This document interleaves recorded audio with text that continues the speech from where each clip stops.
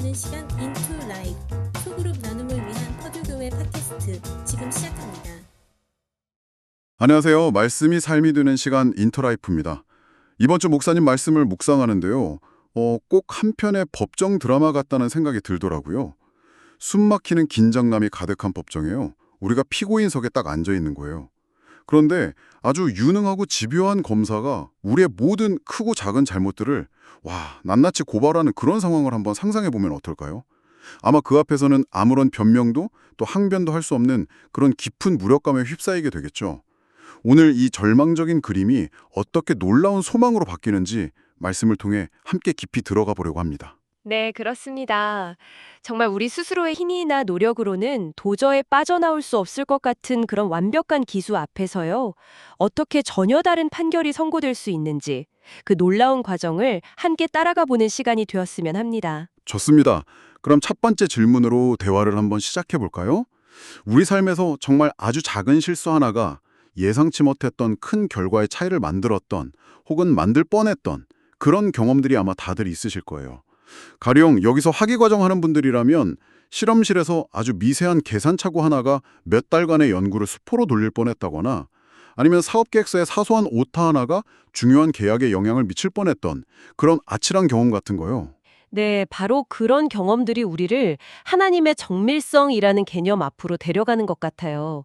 목사님께서 북미 대륙 전체에 10센트 동전을 빈틈없이 쫙 깔고요.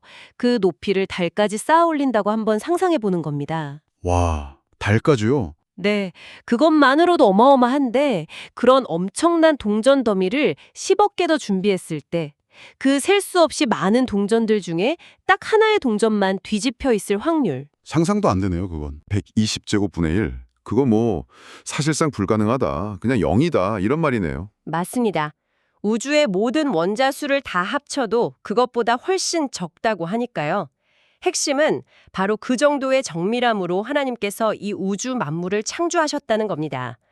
단 하나의 물리법칙도 오차를 허용하지 않으시는 그 창조주 앞에서 우리가 이 정도는 괜찮겠지라고 여기는 작은 죄, 그게 결코 작을 수가 없다는 거죠. 아, 자연 법칙을 만드신 그분의 정밀함이 그분의 도덕 법칙에도 동일하게 적용된다면 어떻게 될까요?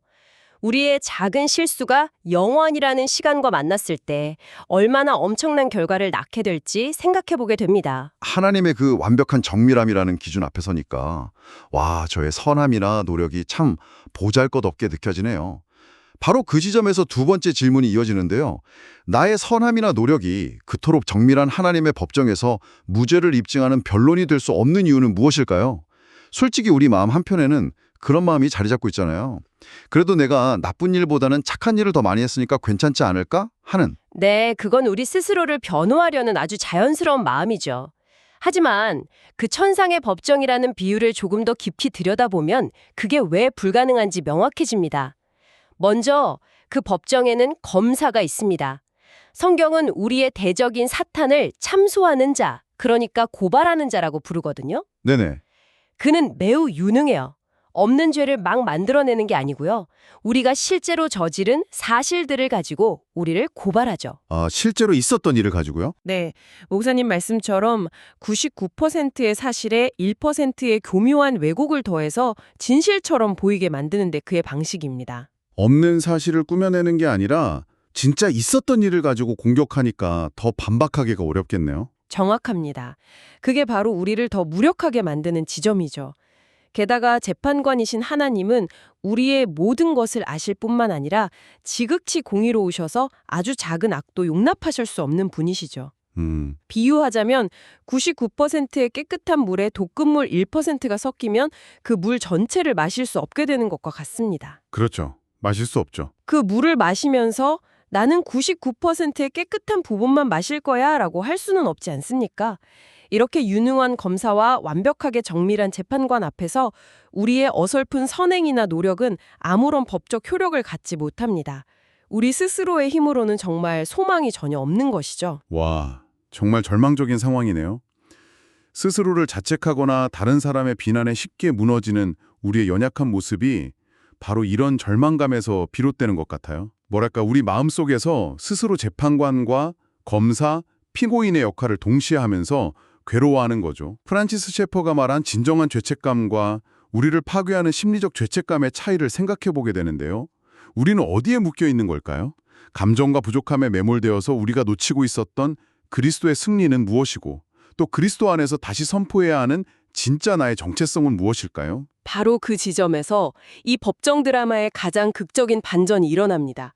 이 숨막히는 법정에 우리를 위한 유능하신 변호인, 바로 예수 그리스도께서 나타나시는 거죠. 모든 소망이 사라진 바로 그 순간, 우리의 변호인이신 그분이 재판장이신 하나님 앞에 서십니다. 상황이 완전히 뒤바뀌는 순간이군요. 그분은 어떤 논리로 그 완벽한 기소를 뒤집으시나요? 예수님의 변론은 아주 명확하고 강력한 두 가지 논거로 이루어집니다. 첫째, 그분은 우리의 모든 죄값을 자신의 죽음으로 이미 완전히 지불했다고 선언하십니다. 재판장에게 자신의 손과 발에 난 못자국과 옆구리의 창자국을 보여주시면서 말씀하시는 거죠. 그가 죄인인 것은 맞습니다. 검사의 기소 내용은 모두 사실입니다. 그러나 그가 받아야 할 모든 형벌은 이미 이 몸에 집행되었습니다. 이것은 법적으로 일사부재리의 원칙, 그러니까 이미 판결이 난 사건에 대해 다시 재판할 수 없다는 그 원리를 적용하는 겁니다. 그러니까 죄의 자치를 부인하는 게 아니고요. 그 죄에 대한 대가가 이미 치러졌음을 선포하는 변론이군요. 그렇습니다. 바로 그때 검사인 사탄이 다시 이 일을 제기할 수 있습니다. 만약 그가 대가를 다 지불했다면 그는 여전히 죽어야 하는 것 아닙니까? 그의 죽음은 죄의 값을 치르기엔 불완전하고 무효합니다. 바로 이때 예수님의 두 번째 변론이 나옵니다. 그게 뭔가요? 바로 자신의 부활이 그 죄값이 완벽하게 치러졌다는 하나님의 사인이자 법적 효력을 증명하는 영수증이라고 제시하시는 겁니다. 영수증이요? 네, 죽음이 죄값의 지불이었다면 부활은 그 지불이 하나님의 공의를 완전히 만족시켰다는 가장 확실한 증거인 셈이죠. 와, 죽음으로 빚을 갚고 부활로 그 빚이 완전히 청산되었다는 걸 증명하셨다는 거군요. 그렇다면 우리의 진짜 정체성은 더 이상 죄의 결과에 따라 흔들리는 존재가 아니라 그리스도 안에서 의롭다 하심을 받은 자, 그러니까 법적으로 무죄 판결을 받은 자가 되는 거네요. 정확합니다. 천상의 법정에서 우리의 신분은 이미 무죄로 확정되었습니다. 이것이 바로 복음, 굿뉴스입니다. 우리에게 이렇게 살아보라고 주어진 어떤 조언이나 제안이 아니고요. 이미 우리를 위해 성취된 일에 대한 기쁜 소식, 선포인 것이죠. 네. 우리의 정체성은 우리의 감정이나 행위가 아니라 이 법적 판결 위에 굳건히 서 있는 겁니다. 이 놀라운 진리가 한일의 법정에서 끝나는 게 아니라 우리의 삶의 자리, 특히 가정이나 일터에서도 적용되어야 할 텐데요. 여기서 마지막 질문을 드리고 싶어요. 가정이나 일터에서 죄인은 미워하되 죄인을 사랑하는 그리스도인다움을 위해서 성령님의 도우심으로 구체적으로 실천할 수 있는 일은 무엇일까요? 상처를 주는 가족이나 이해하기 힘든 동료를 대할 때 우리는 종종 주의를 묵인하는 방관자가 되거나 상대를 정죄하는 율법주의자가 되기 쉬운 딜레마에 빠지곤 하거든요. 아주 중요하고 또 실제적인 질문입니다. 이야기가 천상의 법정에서 끝나지 않고 바로 우리 마음의 법정으로 이어지기 때문입니다. 우리를 변호하시는 또 다른 분, 바로 보혜사 성령님의 역할이 여기서 결정적으로 중요해집니다. 보혜사 성령님. 네, 사탄은 천상의 법정에서 패소했지만 포기하지 않죠. 우리 마음속에서 계속해서 우리 자신과 타인을 고발하면서 정죄의 목소리를 냅니다. 우리를 재판관의 자리에 앉혀서 다른 사람을 판단하게 만들죠. 정말 맞아요. 그 목소리에 시달릴 때가 너무나 많죠. 너는 역시 안 돼. 저 사람은 왜 저럴까?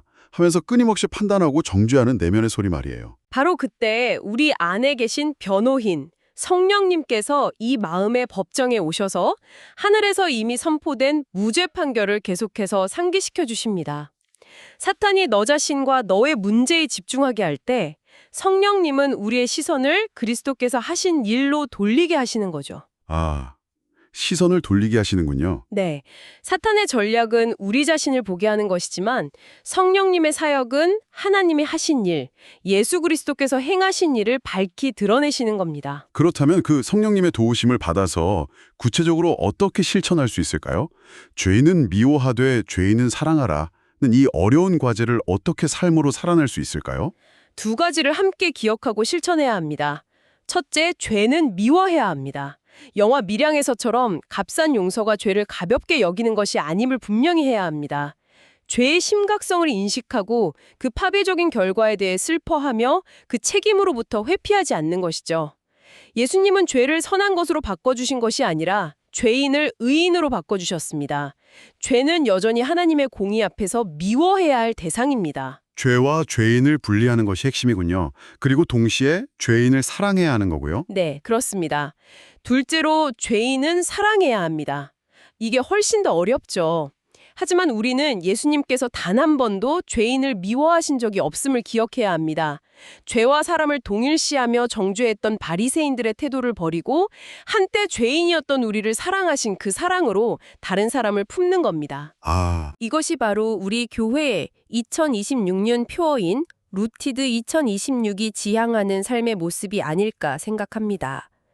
말씀에 깊이 뿌리 내린다는 것은 바로 이 진리 위에 서서 우리 자신을 향한 정죄감을 이기고 타인을 향한 판단을 내려놓는 삶을 살아내는 것이죠. 우리 자신의 힘으로는 불가능하지만 우리 안에 계신 변호인 성령께서 도우실 때 가능해지는 삶입니다. 오늘 나눈 이야기의 핵심은 결국 이것인 것 같아요. 우리의 감정이 어떻든 오늘의 상황이 어떻든 상관없이 그리스도 안에서 우리는 이미 승리한 존재라는 것. 그리고 하늘 법정의 무죄 선고가 우리의 흔들리지 않는 진짜 정체성이라는 것. 이 사실을 매일매일 선포하면서 살아야겠습니다. 맞습니다. 그래서 마지막으로 청취자 여러분께 이런 질문을 드리며 마무리하고 싶습니다. 이번 한 주 당신의 마음속 법정에서 스스로를 향해 혹은 다른 사람을 향해 판결을 내리려 할 때 잠시 멈추어 보시길 바랍니다. 지금 내가 듣고 있는 목소리가 나의 죄와 실패를 들추며 끊임없이 고발하는 참소자의 목소리입니까? 아니면 이미 모든 값을 치르고 승리하셨으니 괜찮다고 이제 자유하다고 말씀하시는 우리 변호인의 목소리입니까? 다음 주에 만나요.